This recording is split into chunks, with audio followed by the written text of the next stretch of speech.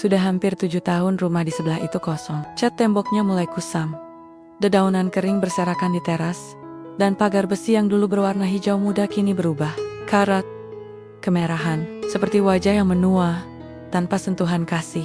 Aku terbiasa melihatnya setiap hari dari jendela dapur sambil menyeduh teh. Menjadi bagian dari rutinitas bisu yang entah kenapa membuatku tenang. Sampai suatu pagi, ada suara aneh yang memecah sunyi. Dengungan mesin pemotong rumput. Aku pikir itu suara dari jalan depan. Tapi ketika aku mengintip lewat tirai, aku melihat seseorang di halaman rumah sebelah.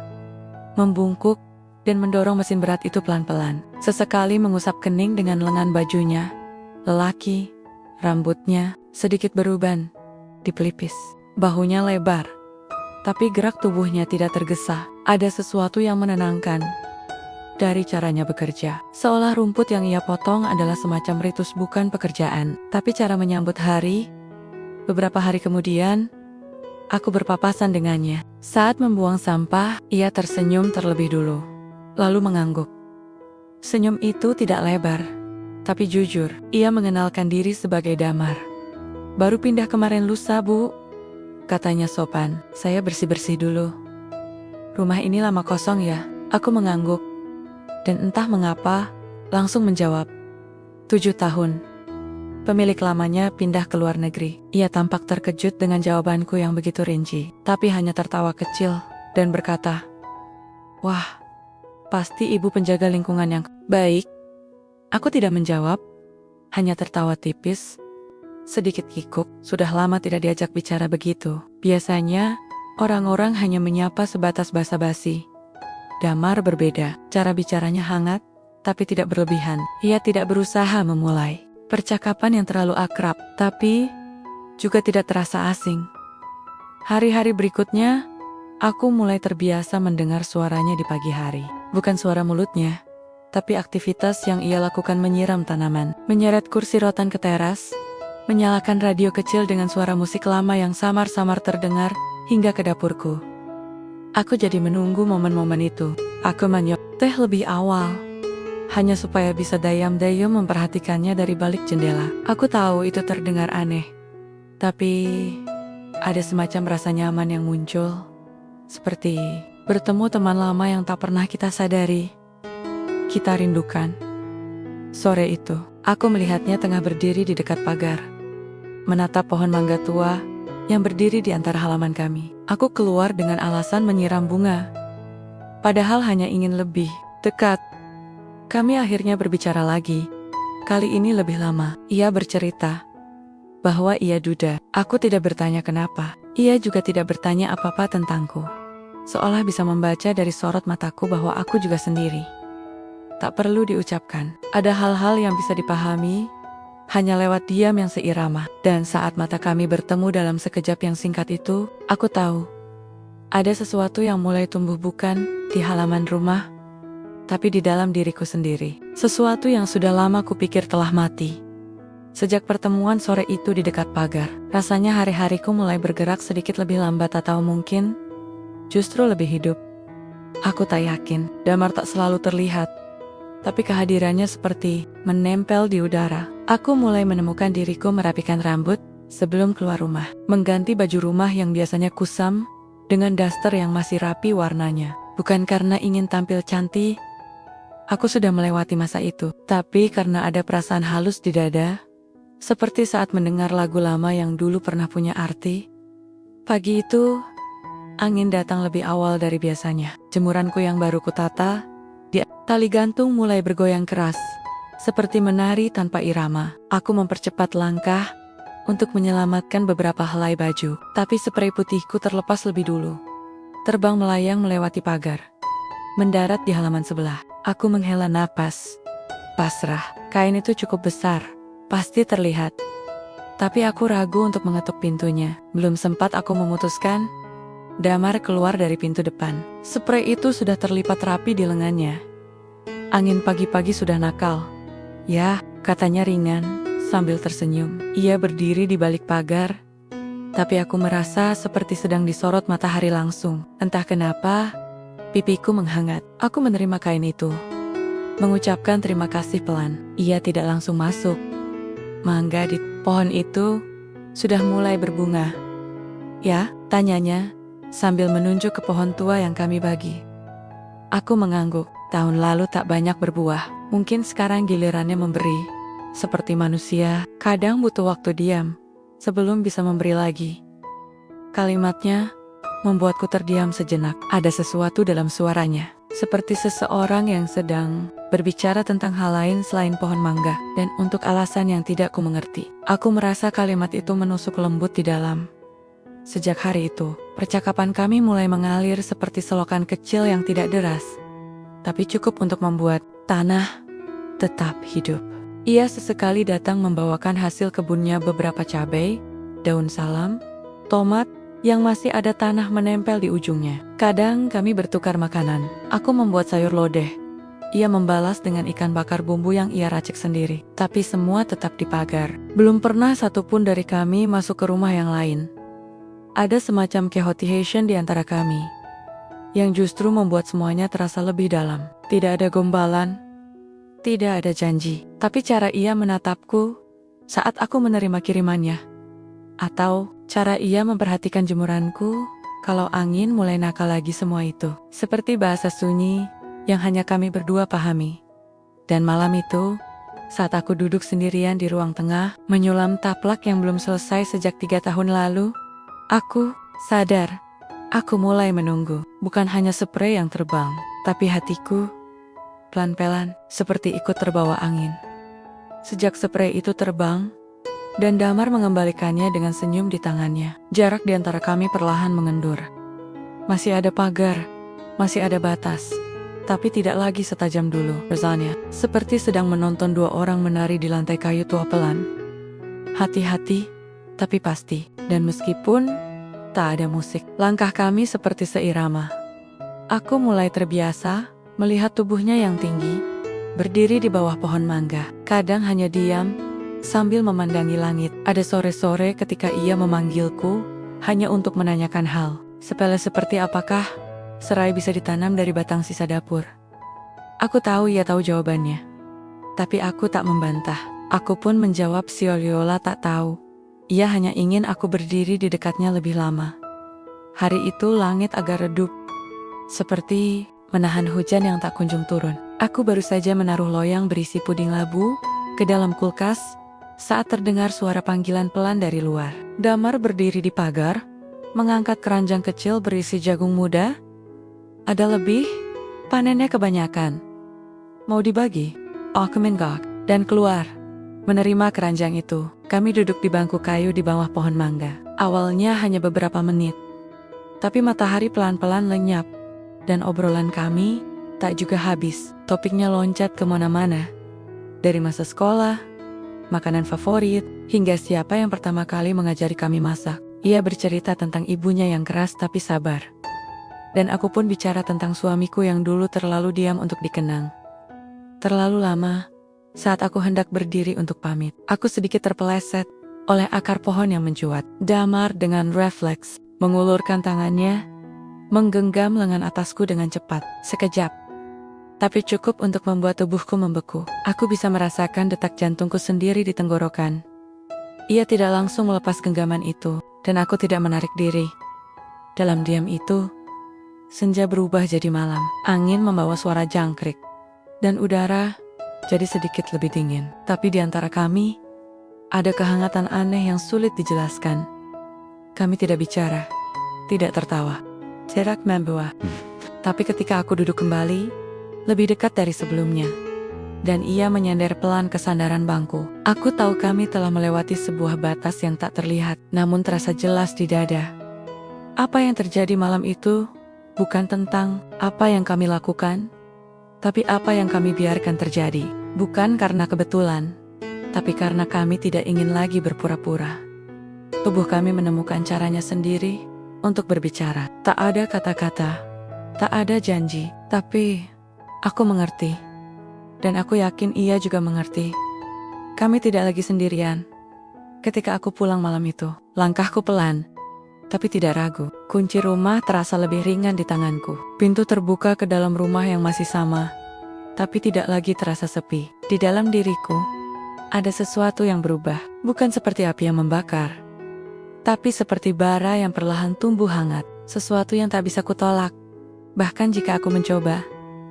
Dan malam itu, saat aku merebahkan diri di ranjang, yang selama ini hanya milikku seorang, aku tidak merasa sendiri, bukan karena seseorang ada di sampingku, tapi karena akhirnya, ada yang mengisi ruang di dalamku, yang lama tak terjamah. Keesokan paginya, aku bangun lebih awal dari biasanya. Tubuhku masih terasa hangat oleh ingatan malam sebelumnya, bukan karena apa yang terjadi, melainkan karena bagaimana itu terjadi. Hening, tanpa janji, tanpa tekanan, seperti aliran sungai yang akhirnya menemukan belokan ke arah yang lebih tenang. Tapi bersama kehangatan itu, muncul sesuatu yang lain, juga sebuah bayang kecil di benakku yang tidak mau diam. Apakah ia merasakan hal yang sama? Aku menyibukkan diri dengan menyapu halaman, menyiram tanaman, dan memotong daun pandan yang sudah terlalu tinggi di pojok dapur. Tapi tak satu pun dari semua itu benar-benar menyentuh hatiku hari itu. Pikiranku tetap kembali ke bangku kayu di bawah pohon mangga, pada senja yang meresap ke kulit, dan pada genggaman yang belum sempat kulupakan. Saat aku membuka pintu depan untuk menjemur cucian, sesuatu jatuh dari sela pintu selembar kertas kecil. Turley Path Rapey. Tidak diberi nama. Tanganku sempat ragu untuk mengambilnya. Surat. Dari siapa? Kertas itu dibuka perlahan, dan hanya ada satu kalimat, ditulis tangan dengan huruf yang rapi dan agak miring ke kiri. Rasa yang tumbuh diam-diam, kadang lebih jujur daripada yang diteriakan dunia. Tak ada tanda tangan, tak ada inisial, tapi aku tahu itu bukan dari siapa-siapa. Selain dia, hanya Damar yang bisa menulis sesuatu seperti itu. Ia bukan tipe laki-laki yang mengungkapkan lewat kata-kata langsung, tapi ia tahu bagaimana menyentuh bagian terdalam dari hati seseorang dengan diam.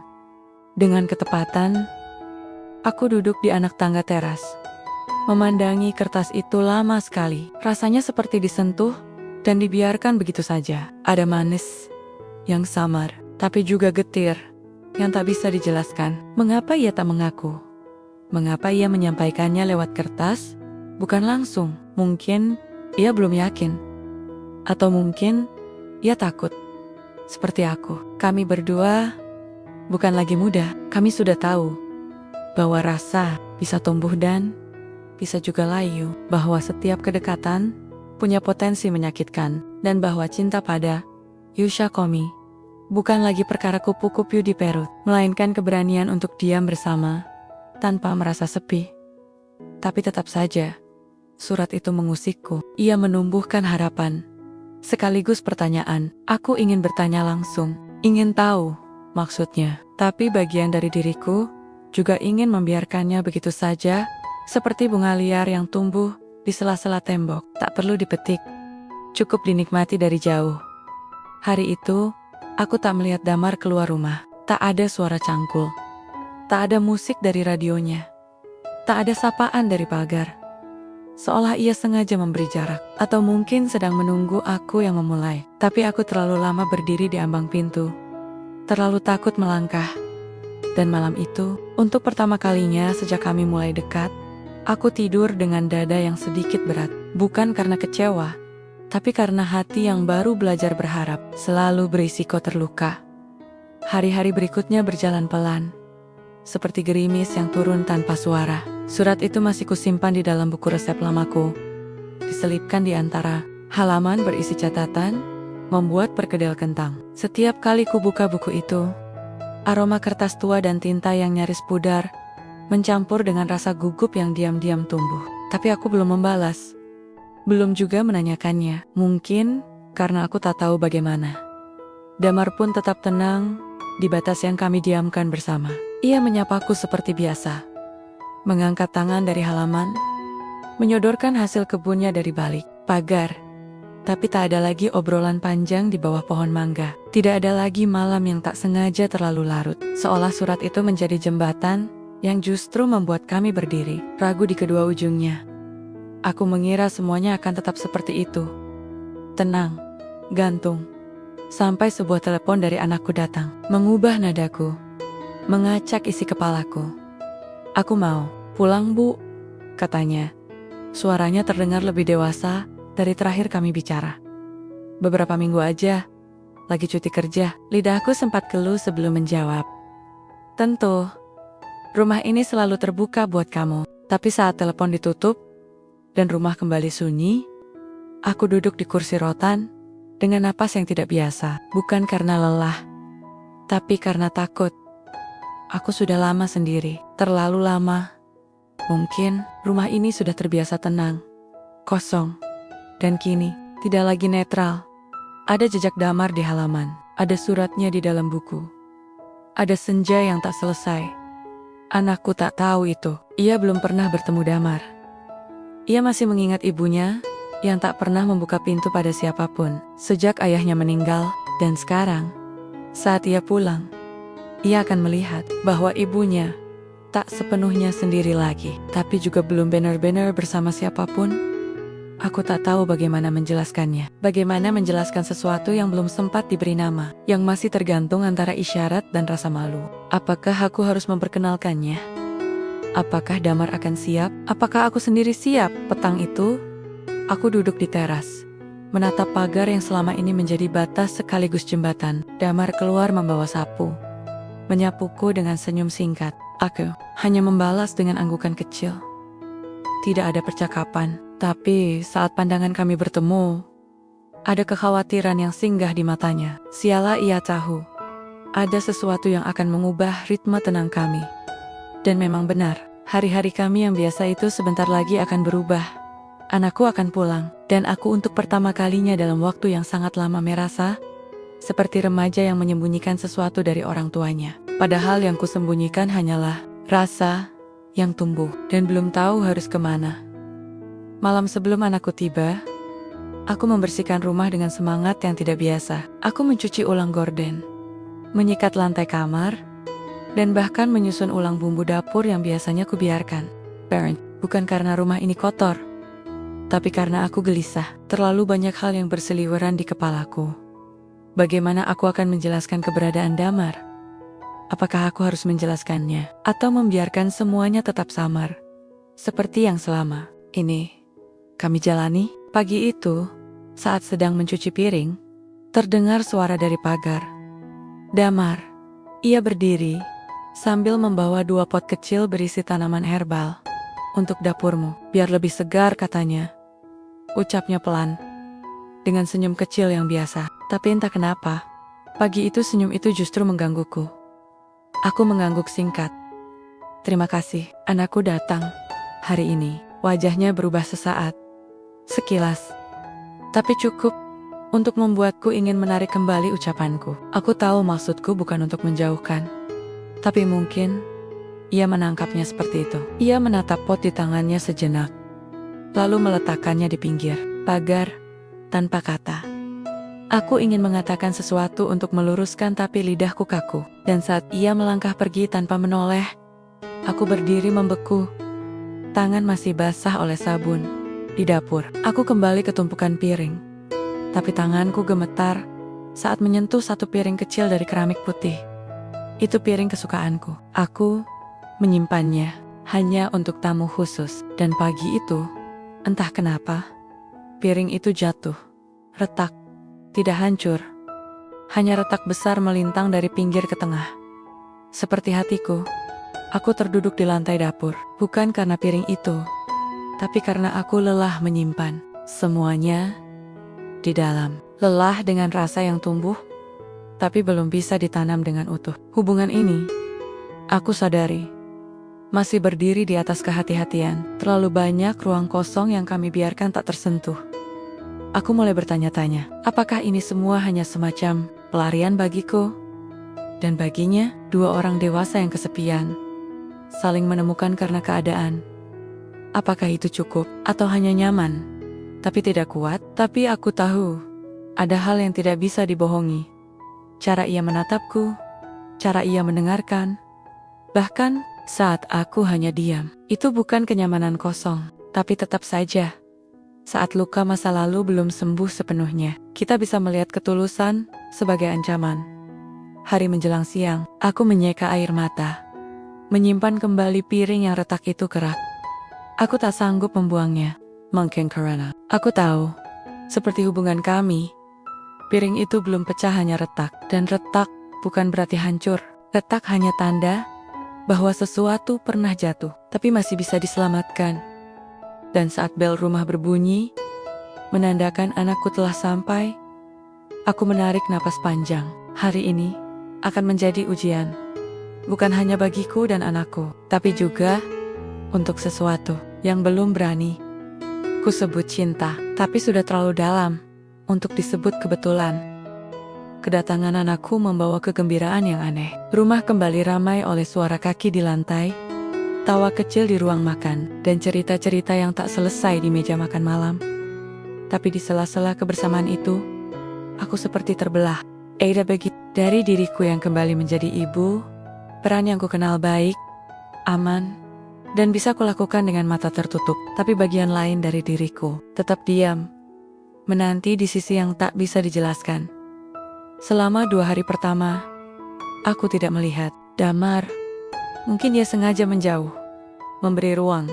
Mungkin juga karena ucapanku pagi itu tentang anakku membuatnya berpikir bahwa semua ini tak punya tempat untuk dilanjutkan. Dan sejujurnya, aku pun belum tahu harus bagaimana menjembatkan dua dunia yang kutinggali. Dunia yang sudah kukenal sebagai masa lalu, dan dunia baru yang perlahan-lahan tumbuh dari percakapan di bawah pohon mangga.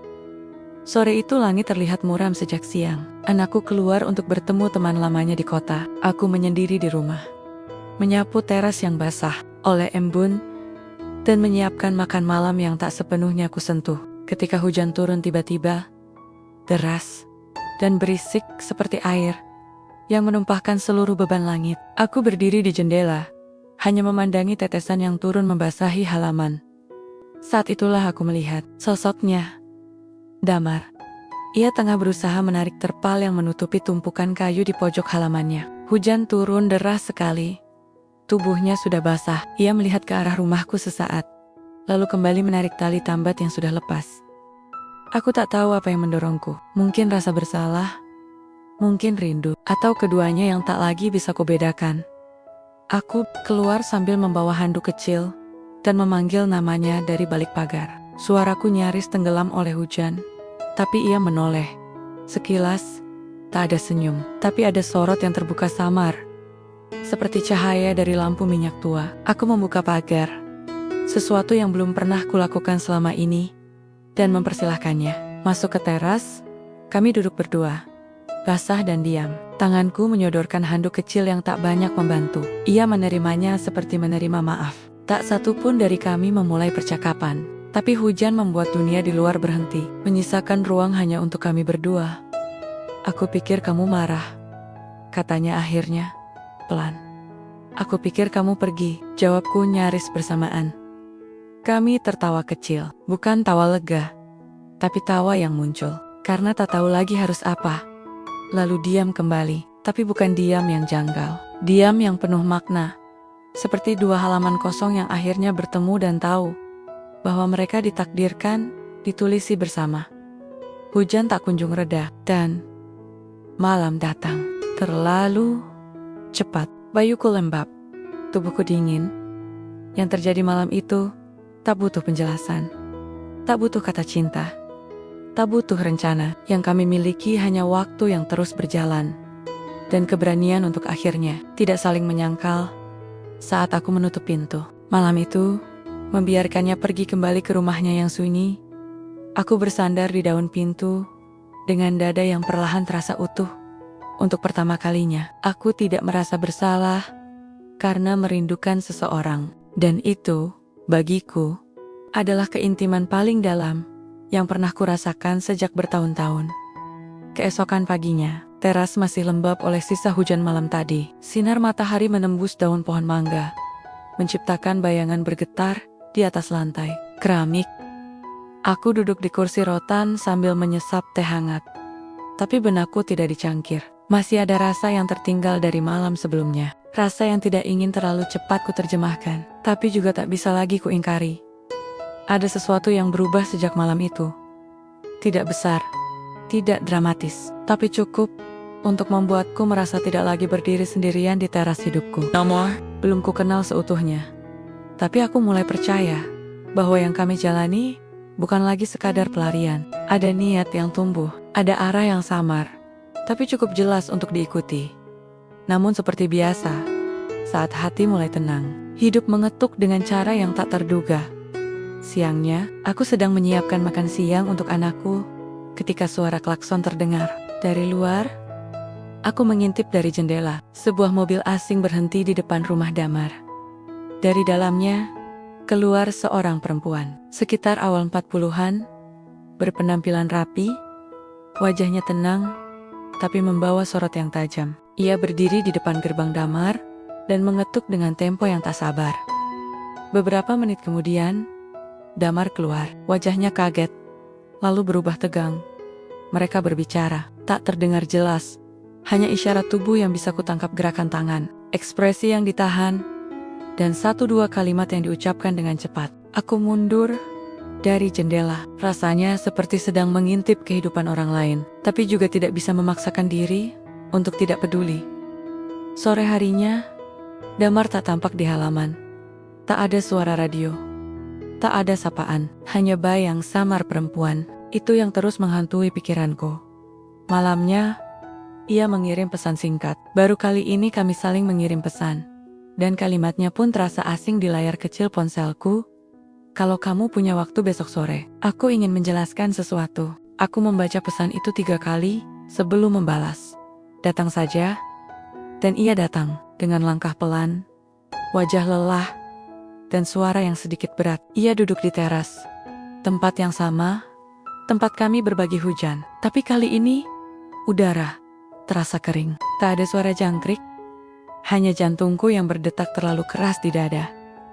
Ia datang untuk memberitahuku bahwa anak kami akan tinggal bersamaku sementara. Katanya, sekolah barunya lebih dekat dari sini, ujarnya pelan. Aku menatapnya, mencoba membaca maksud di balik kata-katanya. Tapi wajahnya hanya menampakkan kejujuran yang membuatku takut. Tidak ada apa-apa lagi antara kami. Lanjutnya, sudah lama selesai. Tapi tetap saja, aku tak menyangka dia akan datang tanpa pemberitahuan. Seperti ingin menancapkan kembali keberadaannya. Aku menarik napas, entah karena lega atau karena kalimat itu menyisakan satu pertanyaan. Apakah masih ada ruang yang belum sepenuhnya kosong? Aku tidak bertanya. Aku hanya duduk di sampingnya dan membiarkan malam membungkus kami lagi. Tapi tidak seperti kemarin. Kali ini ada jarak. Tak terlihat, tapi terasa. Dan malam itu, aku kembali ke kamar dengan perasaan yang menggantung. Tak ada kemarahan, tak ada cemburu yang meledak. Hanya pertanyaan. Apakah hatinya benar-benar lapang untukku? Ataukah aku hanya tamu di ruang yang belum selesai ia tinggalkan? Sejak malam itu, suasana menjadi lebih hati-hati. Kami masih berbicara, tapi tak sepanjang biasanya. Sapaan masih ada, tapi jedanya lebih panjang. Dan meski senyum itu masih muncul di wajah Damar, kini ada bayangan tipis di baliknya. Mungkin lelah, mungkin ragu, atau mungkin aku yang terlalu banyak menerka. Anaknya datang 2 hari setelahnya. Remaja laki-laki dengan tubuh jangkung dan wajah yang sangat menyerupai Damar di usia muda.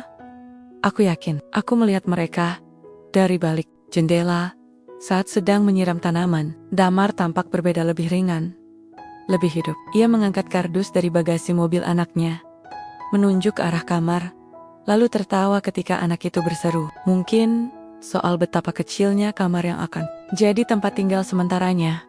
Aku menutup keran pelan dan masuk ke dapur. Tapi pikiranku tertinggal di jendela. Lucu ya, seseorang bisa hadir begitu sering di hidupmu, mengisi ruang-ruang kecil yang dulu sepi, membuatmu merasa seperti kamu tak sendiri lagi. Dan dalam sekejap, kamu bisa kembali menjadi penonton. Seperti menonton seseorang pulang ke rumah yang sesungguhnya rumah yang bukan kamu. Aku tidak marah, tapi aku juga tidak sepenuhnya baik-baik saja. Hari-hari berikutnya, aku hanya melihat Damar sekilas. Kadang di pagi hari, menyiapkan sarapan bersama anaknya. Kadang di sore hari, duduk di beranda sambil membaca buku. Sementara anaknya bermain gitar pelan di dalam rumah. Kehangatan itu yang dulu hanya milik kami, berdua kini terasa seperti ruang keluarga yang tak bisa kumasuki. Ada satu sore ketika aku lewat depan rumahnya dengan sengaja, membawa keranjang belanjaan. Damar duduk di tangga teras. Anaknya di sebelahnya, menggambar di atas kertas sketsa. Ia melihatku, sempat membuka mulut seperti ingin menyapa, tapi hanya mengangguk kecil. Aku membalas dengan senyum sebentar, lalu berjalan terus. Dan saat langkahku menjauh, aku merasa ada sesuatu dalam diriku yang ikut memudar. Aku tahu itu tidak adil. Ia punya hak atas masa lalunya, atas anaknya, atas hidupnya. Tapi rasa tak punya tempat itu terlalu kuat untuk diabaikan. Dan aku tak bisa menjelaskan kenapa. Dalam kebersamaan mereka yang begitu alami, aku justru merasa seperti orang asing. Malam itu, aku duduk sendiri di ruang tengah. Lampu temaram, benang-benang rajut tersisa di pangkuan. Buku resep tua tergeletak di meja. Surat itu masih di sana. Kalimat yang dulu terasa manis, kini seperti pertanyaan yang tak dijawab. Rasa yang tumbuh diam-diam, kadang lebih jujur daripada yang diteriakan dunia. Diam itu jujur, tapi kadang diam juga menyakitkan. Aku bangkit dari kursi, melangkah ke jendela, menengok ke arah rumahnya. Lampunya masih menyala. Bayangan mereka berdua terlihat samar dari balik tirai Aja dan anak, duduk di meja makan. Cahaya itu hangat, terlalu hangat. Aku menutup jendela pelan. Untuk malam ini, aku memilih tidak melihat.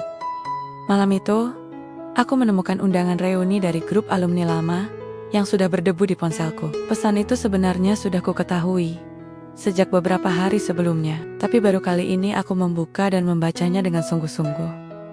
Reuni kecil, katanya, hanya untuk angkatan kami, satu meja bundar di restoran yang tak jauh dari rumah. Duduk bersama, berbagi cerita, menertawakan masa lalu. Entah kenapa, malam itu aku mengiyakan. Mungkin karena aku ingin keluar dari diam yang menyesakkan. Mungkin juga karena aku ingin tahu apakah masih ada bagian dari diriku yang utuh. Di luar bayang-bayang Damar, restoran itu kecil dan hangat. Aroma rempah-rempah menyambutku saat aku melangkah masuk. Tawa-tawa lama menyambutku seperti pelukan. Meski tanpa bersentuhan, wajah-wajah yang dulu kupikir tak akan kutemui lagi, kini duduk di sekeliling meja, dengan keriput di sudut mata, dan rambut yang mulai memutih. Dan di antara mereka, duduk satu wajah yang tak pernah benar-benar hilang dari ingatanku. Reza. Ia masih mengenakan kemeja putih seperti dulu. Duduk tenang dengan tangan di atas meja.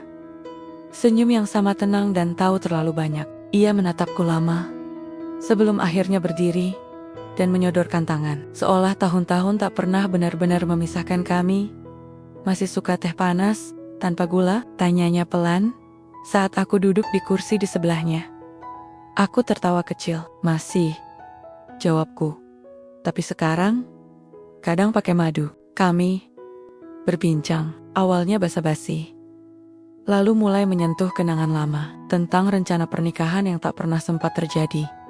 Tentang perbedaan yang tak bisa disatukan dulu. Tentang waktu yang membentuk ulang kami berdua. Jadi orang yang berbeda. Aku pernah nyesel, katanya tanpa menatapku. Tapi sekarang, aku ngerti. Mungkin kita memang perlu gagal dulu, biar bisa ngerti rasa kehilangan itu penting. Aku tak menjawab, tapi dadaku seperti memendarkan sesuatu. Bukan cinta lama yang meledak, bukan pula kerinduan yang tiba-tiba muncul. Hanya pengakuan bahwa bagian dari diriku pernah dibentuk oleh lelaki ini. Dan bagian itu masih ada, walau tak lagi sema. Saat malam berakhir, Reza mengajakku berjalan ke parkiran. Tangannya tak menyentuhku, tapi langkah kami berjalan serempak, seperti dulu. Kalau kamu mau ngobrol lagi, aku masih tinggal di kota ini. Sendiri juga, sekarang. Aku hanya tersenyum. Tidak bilang ya, tidak bilang tidak. Di perjalanan pulang, aku duduk diam di dalam taksi, memandangi jalan yang basah oleh sisa hujan semalam. Wajah Reza melintas di pikiranku, tapi bukan dengan rasa ingin kembali. Lebih seperti seseorang yang mengingatkan bahwa aku pernah punya pilihan, dan aku masih punya pilihan. Sesampainya di rumah, teras sepi. Lampu rumah Damar sudah mati. Tak ada bayangan siapapun di balik jendelanya. Aku masuk, meletakkan tas, duduk sebentar, dan mengamati bayangan diriku sendiri di kaca jendela. Ada yang berubah.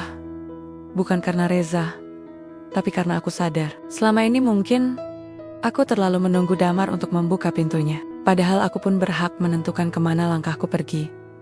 Beberapa hari berlalu sejak reuni itu, tapi jejaknya masih terasa di pikiranku. Bukan karena Reza, bukan karena kata-kata Nia yang melankolis, atau tawarannya yang samar, tapi karena malam itu, aku melihat diriku dengan cara yang berbeda. Seperti keluar dari tubuh sendiri, dan menatap perempuan yang sudah terlalu lama. Menunggu kejelasan dari seseorang yang tak pernah benar-benar menyebut nama rasa itu. Aku tak lagi sering berdiri di jendela, menatap ke rumah Damar. Aku menyibukkan diri dengan hal-hal kecil, menata ulang dapur, merapikan laci surat lama, bahkan mulai menulis kembali resip-resip yang dulu ingin kubukukan. Ada sedikit ruang dalam diriku yang mulai memberontak pada keraguan, bukan karena aku ingin pergi tapi karena aku lelah menggantung. Malam itu, hujan turun lagi. Tak deras, tapi cukup membuat genting berdendang pelan. Aku baru saja selesai menyeduh teh dan hendak naik ke kamar ketika suara ketukan terdengar dari pintu depan. Pelan. 2 kali. Aku tahu itu bukan anakku, dan tetangga tak pernah datang malam-malam begini. Kubuka pintu, dan di baliknya berdiri Damar. Basah. Jaketnya separuh kuyup, rambutnya menempel di dahinya, dan matanya entah kenapa tampak lebih muda dari biasanya. Aku nggak tahu harus mulai dari mana, katanya. Suaranya sedikit serak, tapi aku nggak bisa diam terus. Enggak malam ini. Ia berdiri di ambang pintu, seperti seseorang yang tak tahu apakah masih pantas untuk masuk. Dan aku yang seharusnya tegas malah mempersilakannya masuk tanpa banyak kata. Kami duduk di ruang tengah, dengan jarak yang tak terlalu dekat. Ia menatapku lama, sebelum akhirnya berbicara lagi. Aku nggak pernah maksudkan kamu jadi bayangan dihadap, tapi kadang aku terlalu takut kehilangan sesuatu yang belum sempat kupunya. Aku menggenggam cangkir teh yang mulai dingin. Kata-katanya mengalir, tapi terasa seperti pasir yang tumpah dari sela jari. Lembut, tapi tidak bisa ditangkap sepenuhnya. Aku lihat kamu waktu itu, dengan pria itu. Dan aku sadar, kamu juga bisa memilih jalan lain. Tapi, aku datang malam ini, karena kalau aku kehilangan kamu tanpa pernah jujur, aku bakal nyesel lebih dari kehilangan yang manapun sebelumnya. Ia mendekat, tidak memaksa tapi kali ini, jaraknya penuh makna. Tangannya menyentuh ujung jari tanganku di atas meja. Pelan, tidak ragu, tapi juga tidak tergesa. Aku menatap matanya. Ada air yang tertahan di sana. Bukan air mata, tapi rasa yang akhirnya berani muncul ke permukaan. Malam itu, kami tidak banyak bicara lagi. Tak ada janji, tak ada kesepakatan. Tapi tubuh kami saling mendekat seperti 2 kapal yang akhirnya melepas jangkar di pelabuhan yang sama. Tidak untuk selamanya, tapi cukup untuk malam itu. Dan saat aku terbangun keesokan harinya, Damar masih ada di ruang tengah, tertidur di sofa, dengan nafas tenang dan wajah damai. Aku berdiri di ambang pintu kamar, memandanginya sebentar, lalu tersenyum kecil. Aku masih ragu. Tapi kali ini, aku tahu, aku tak lagi sendirian dalam ragu itu.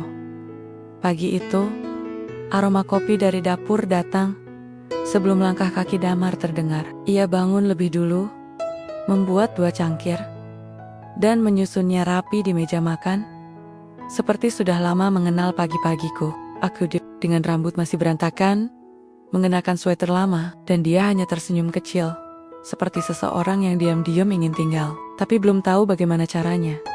Tak ada pembicaraan soal malam sebelumnya. Tidak juga tentang esok, tapi keheningan kami terasa lebih jujur dari kata-kata. Kadang, itulah yang kurindukan selama ini, seseorang yang tidak buru-buru memintaku jadi siapa-siapa, hanya cukup duduk bersama dan menyisakan ruang untuk menjadi diri sendiri. Namun, diam yang terlalu lama bisa berubah menjadi tanya. Hari itu, Damar kembali ke rumahnya. Ia bilang hanya sebentar, untuk menemani anaknya belanja perlengkapan kampus. Aku mengangguk, pura-pura tidak menyimpan rasa. Tapi saat pintu tertutup, dan langkahnya menjauh di luar, ada bagian dari diriku yang kembali hampa. Seperti meja makan itu. 2 cangkir kopi satu, sudah kosong. 1 lagi tinggal dingin. Aku mencoba melanjutkan hari. Menyibukkan tangan dengan melipat cucian dan menyusun rak buku. Tapi pikiranku berputar. Bukan karena takut ditinggal. Tapi karena aku tahu, kebersamaan yang singkat seringkali lebih menyakitkan ketimbang kesendirian yang lama. Dan aku belum tahu, apakah kami sedang membangun sesuatu atau hanya saling menambal luka sementara. Sore menjelang, aku memutuskan pergi ke toko kelontong dekat pasar. Aku butuh keluar rumah, keluar dari kepala sendiri. Tapi di tengah jalan pulang, langkahku berhenti mendadak. Di depan rumah, Damar tepat di berandanya duduk. Seorang perempuan paruh baya, mengenakan jaket biru tua, dengan rambut yang disanggul rapi. Ia sedang tertawa kecil, berbicara dengan Damar. Suaranya lembut, tapi cukup jelas terdengar ketika menyebut nama putra mereka.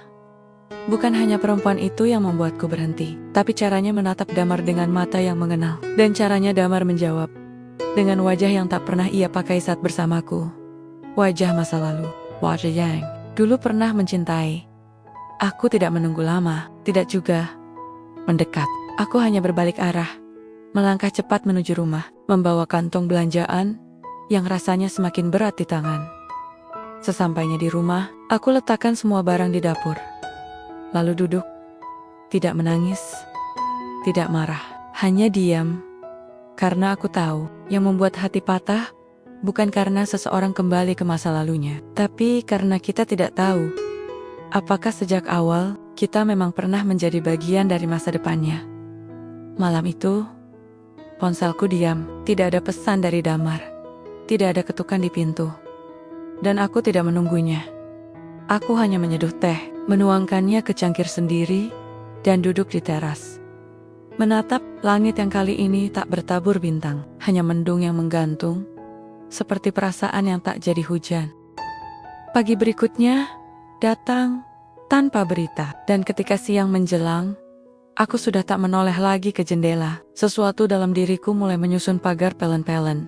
Bukan dari marah, tapi dari sadar. Aku terlalu lama memberi ruang, tanpa bertanya apakah ruang itu juga milikku, atau hanya tempat singgah sementara. Namun Damar datang lagi. Menjelang sore, langkahnya pelan, wajahnya seperti tertahan, antara ingin menjelaskan dan takut tak didengarkan. Kali ini aku membukakan pintu, tanpa basa-basi, tidak dengan senyum, tidak juga dengan dingin. Hanya netral, seperti secangkir teh yang dibiarkan terlalu lama. Tak panas, tak juga dingin. Aku bisa jelasin, katanya nyaris seperti bisikan. Aku mempersilakannya duduk, tapi tidak ikut duduk bersamanya. Aku berdiri, bersandar pada kusen, menunggu dengan diam yang lebih menuntut daripada pertanyaan. Itu mantan istriku. Ia memulai. Dia datang karena anak kami minta kami makan bersama, katanya. Sekali saja. Sebelum masuk kuliah, aku masih diam. Aku gak cerita. Bukan karena mau sembunyi, tapi karena aku takut kamu salah sangka. Kalimatnya seperti pisau tumpul, tidak menusuk, tapi tetap menyakitkan. Aku menghela napas pelan. Mata kami bertemu. Untuk pertama kalinya, aku bertanya. Bukan untuk menjebak, tapi untuk jujur pada diriku sendiri. Kamu datang ke hidupku ini. Untuk apa, Damar? Ia terdiam, sorot matanya berubah. Ia tidak siap dengan pertanyaan itu, tapi aku tidak butuh jawaban sempurna, hanya kejujuran yang tidak bersembunyi. Aku datang karena aku merasa tenang sama kamu, karena aku bisa jadi diriku, karena kamu bikin aku ngerasa belum terlambat buat mulai lagi. Aku menunduk sejenak, memejamkan mata, ingin percaya, tapi kali ini aku tak mau jatuh hanya karena kata-kata. Tenang itu baik, kataku akhirnya, tapi tenang bukan alasan cukup untuk tinggal. Aku bukan rumah sementara, aku bukan pelipur dari riuhmu. Kalau kamu datang hanya karena aku membuat segalanya lebih mudah, maka kamu tak akan bertahan saat semuanya mulai sulit. Wajah Damar mulai memucat, tapi aku melanjutkan. Pelan, namun tegas. Aku sayang kamu, Damar. Tapi aku juga harus sayang pada diri sendiri. Kalau kamu belum selesai dengan masa lalumu, Jangan jadikan aku jembatan ke arah yang belum kamu yakini. Ia berdiri, melangkah ke arahku. Tapi aku hanya mundur setapak. Aku tak menangis, tapi ada air yang menggantung di sudut mataku. Bukan karena patah, tapi karena belajar melepas dengan sadar. Bukan dengan marah. Aku akan tetap di sini. Bukan menunggumu, tapi berdiri dengan utuh. Damar menatapku lama. Lalu mengangguk pelan. Tidak. Berjanji, tidak membantah. Ketika pintu tertutup kembali, rumah terasa lebih hening dari biasanya. Tapi untuk pertama kalinya, keheningan itu terasa damai. Bukan karena seseorang di luar sana sedang menuju ke arahku, tapi karena aku sudah tahu kemana aku akan melangkah sendiri atau bersama. Aku tetap utuh. Beberapa minggu berlalu sejak Damar terakhir berdiri di ambang pintu rumahku.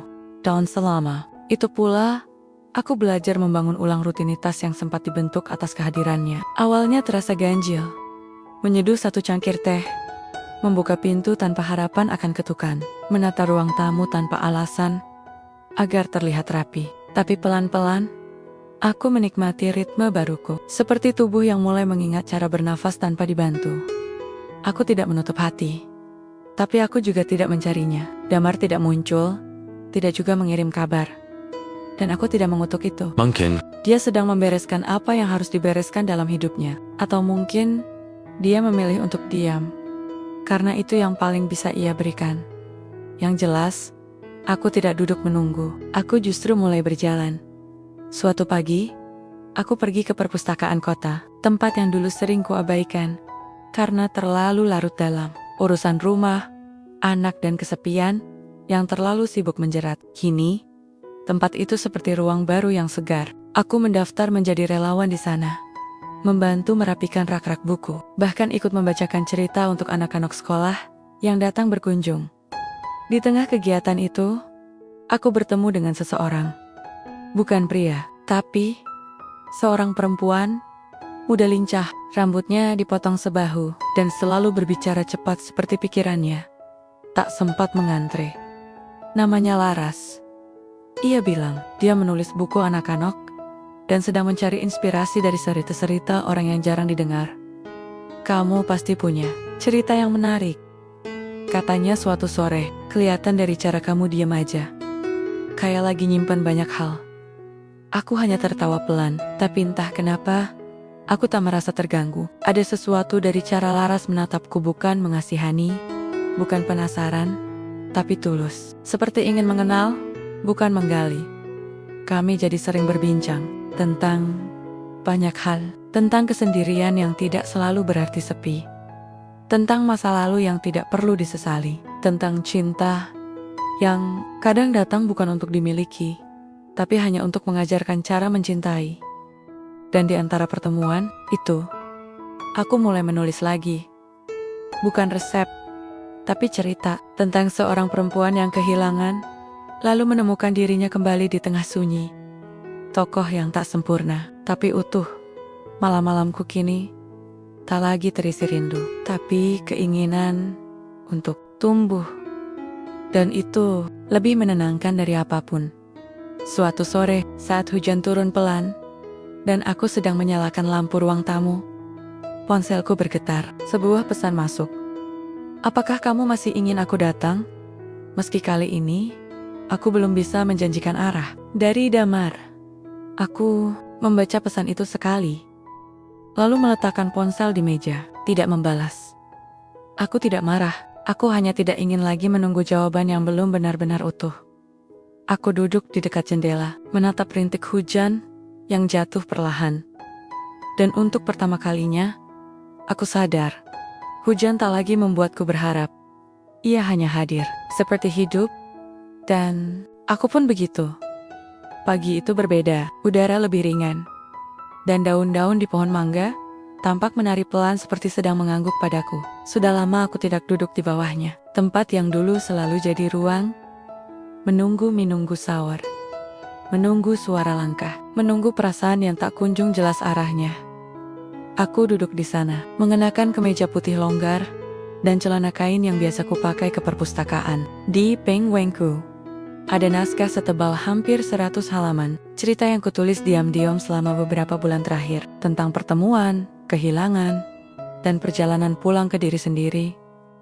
Laras bilang, ia akan membawanya ke kenalannya di penerbit. Tapi bagiku, apakah naskah itu dicetak atau tidak, tak lagi jadi ukuran utamanya.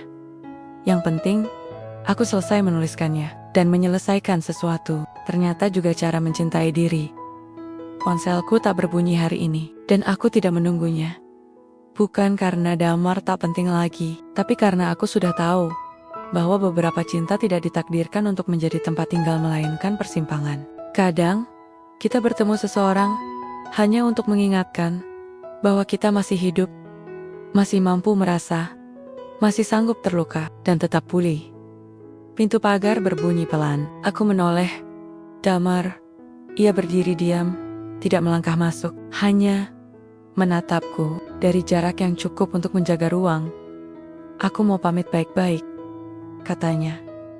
Aku tersenyum kecil. Kamu tidak perlu minta izin untuk pergi, Damar. Tapi terima kasih sudah datang mengucapkannya. Ia mengganggak, lalu ragu sejenak. Kamu bahagia? Pertanyaan itu, untuk pertama kalinya, tak membuatku bingung. Aku tenang, jawabku. Dan itu lebih dari cukup. Kami tak bicara lama, tidak juga berpelukan. Tak ada air mata, hanya satu tatapan panjang yang akhirnya menjadi titik. Saat Damar berjalan menjauh, aku tidak merasa kehilangan. Justru ada yang kembali padaku. Diri sendiri, lengkap. Meski tak lagi didampingi siapa-siapa, aku menatap langit. Awan tipis menggantung, tapi tak mengancam hujan. Dan angin sore mengelus pelan rambutku yang mulai memutih. Aku tidak tahu, apakah ini akhir, atau hanya jeda, sebelum babak lain dimulai. Tapi aku tahu satu hal. Aku tidak lagi takut mencintai, tapi juga tak akan menggadaikan keutuhanku demi cinta yang tak jelas arah. Di bawah pohon mangga itu, aku menutup naskah di pangkuan, sambil berkata dalam hati, aku pulang, ke tempat yang semestinya, ke diriku sendiri.